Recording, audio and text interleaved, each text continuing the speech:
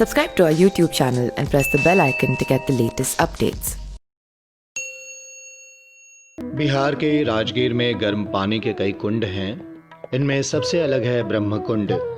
इसे पाताल गंगा भी कहा जाता है। इस कुंड में नहाने से सभी बीमारियां खत्म हो जाती हैं और आप सेहत के धनी बन जाते हैं, ऐसा माना जाता है। पटना के समीप राजगीर को भारत के सबसे पवित्र स्थलों में से एक माना जाता है। यह कभी मगध साम्राज्य की राजधानी हुआ करती थी। राजगीर न सिर्फ एक प्रसिद्ध धार्मिक तीर्थस्थल है, बल्कि एक खूबसूरत हेल्थ रिजॉर्ट के रूप में भी लोकप्रिय है। देवनगरी राजगीर सभी धर्मों की संगम स्थली है।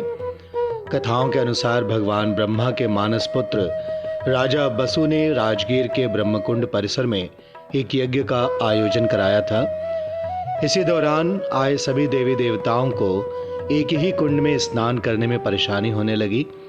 तभी ब्रह्मा ने यहाँ 22 कुंड और 52 जलधाराओं का निर्माण करवाया था।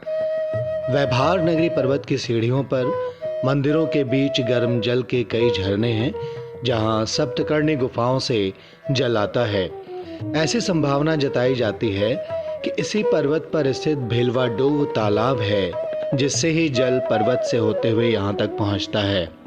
इस पर्वत में कई तरह के केमिकल्स जैसे सोडियम, गंधक, सल्फर हैं। इसकी वजह से जल गर्म और रोग को मिटाने वाला होता है। यहाँ पर आप 22 कुंडों में स्नान कर सकते हैं। इन कुंडों के नाम अलग अलग हैं। ब्रह्म कुंड सबसे महत्वपूर्ण है। इसका तापमान 42 डिग्री सेल्सियस होता है। इसे पाताल गंगा भी कहा जाता है।